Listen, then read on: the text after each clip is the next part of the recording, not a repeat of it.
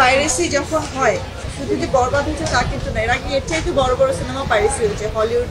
হলিউডের সিনেমা বলেন, বলিউডের সিনেমা বলেন, রিলিজ হয়। হ্যালো গাইস, আশা করি আল্লাহ সবাইকে ভালো রাখছে। তো গাইস আজকে আমি কথা হলো বরবাদ মুভির পাইরেসি নিয়ে। তো গাইস আমি কথা বলার আগে বরবাদ মুভির পাইরেসি নিয়ে তার পরিচালক প্রডিউসাররা কি বলছে, তো গাইস আপনারা ফার্স্ট শুনেন, তারপর আমি একটু বলতেছি যে কিভাবে এই মুভিটা পাইরেসি হলো। বলিউডের সিনেমা বলেন, রিলিজ হয় কয়েক ঘন্টার মধ্যেই পাইরেসি হয়ে যায়।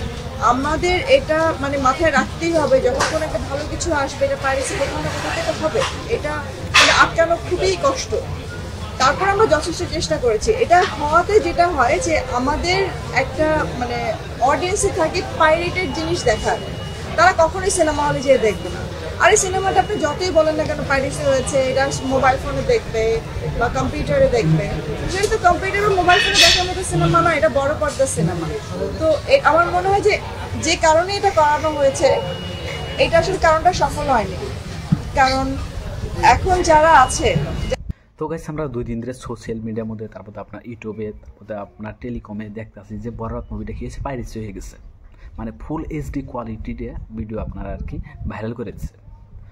তো গাইস মানে 1 মাস হলো আর কি বরবাদ মুভিটা রিলিজ হয়েছে। এই কদিন ঠিকই ছিল, এই মুভিটা পাইরেসি হয়েছিল না আর কি, যেহেতু মানে পরিচালকে বহুত কড়াভাবে প্রশাসনের কাছে স্ট্রিক্টলিভাবে করেছিল যে এই মুভি যারা পাইরেসি করবো তাদেরকে আর কি অ্যারেস্ট করা হবে, তার জন্য আর কি পাইরেসি হয় নাই। কিন্তু রিসেন্টলি হঠাৎ করে কীভাবে পাইরেসি হয়ে গেলে গাইস অভ্যন্তরীণ কোনো মানে আপনার ইটা পাওয়া যায় নাই। তো এবার আসি মূল কথা নিয়ে। তো গাইস আপনারা সবাই জানেন যে একটা মুভি বানাইতে আর কি কতখানি মানে করা লাগে। যে তার ইয়াসান মেহেদী হাসান রিসয় সে নিজে মুখে বলছে যে এই তার গল্পটা 5 বছর লাগছে মানে বানাইতে। গল্পটা বানানোর পরে স্টোরি একটা মানে কতখানি মানে কষ্ট করার পরে মুভি একটা আর কি বানানো হয়। তো আপনারা সবাই তো আর কি বোঝে না, কিন্তু যারা যারা মুভিটা বানায় তারাই বোঝে। দেখতে তো বহুত খারাপ লাগে, কিন্তু বানাইতে আর কি বহুত কষ্ট।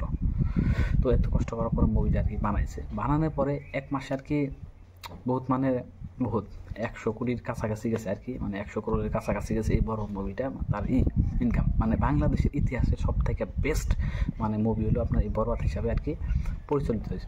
মানে আমরা সবাই জানি আর কি, সবাই আর কি বলতেছে আর কি ইয়ের মধ্যে হয়েছে আপনার আর কি, মানে ইনকামও আর কি হাইস্ট হয়েছে। আর এর আগে এখন পর্যন্ত এরকম মুভি আর কি বাংলাদেশে হয় নাই। যাই হোক সব ঠিকঠাকই ছিল, কিন্তু রিসেন্টলি মানে এই মুভিটা পাইরেসি হওয়ার জন্য তার পরিচালক যে মেহেদী হাসান নিশ্চয়, তারপর আপনার যে আরও আছে আপনার পরিচালকের লগে প্রডিউসার সবাই আর কি মানে তাদের আর কি মনটা ভর্তি হয়েছে, হতাশ হয়েছে যে কি হয়ে গেল। আর কয়টা দিন 100 করোড় পার হওয়ার পরে যদি বা আর আপনার 2-3 মাস পরে যদি পাইরেসি হইতো তো মানে অতখানি খারাপ লাগতো না, কিন্তু 1 মাস হওয়ার আগে আর কি পাইরেসি হয়ে গেল। 1 মাস হয়েছে কিন্তু বহুত তাড়াতাড়ি কি পাইরেসি হয়ে গেল, তার জন্য তাদের মনটা বহুত খারাপ হয়েছে। তারা বলতেছে যে মানে যারা এই কামটা করছে তারা কখনো ভালো করে নাই, যে মানুষের পাশে লাগে থাকে কোনো দিন কেউ উপরে উঠতে নাই। এই কামটা যদি না করতো মানে তাদের আর কি বহুত ভালো লাগতো, মানে আবেগ হয়ে আর কি বলেছে। তো গেছে আপনারা শুনছেন, তারপরও আমি আবারও ক্লিপ দিতেছি তাদের মুখে আর কি, মানে পরিচালকের মুখে আপনার আর কি ফুল ক্লিপ আর কি শুনে। এটা আমাদের স্বভাব হয়ে গেছে। আমি সবার উদ্দেশ্যে বলবো যে নিজের কাজটা নিজে করুন ভাই, মানুষের পিছনে লেগে থেকে কোনো লাভ নেই। ওই সময়টা আপনার নিজের কাজের দিকে দেন, আপনার নিজের কাজটা আরো ভালো হবে। আপনার জন্য আপনার তখন আর এই সময়টা অন্য কারো সিনেমার জন্য খরচ করতে হবে না, আপনার জন্য আপনার তখন এই টাকাটা খরচ করতে হবে না আরেকজনের পিছনে। তো আমার মনে হয় যে আমার শুধু বরবাদির সাথে সবকিছু হচ্ছে, বাকি কারোর সাথে হচ্ছে না। এটা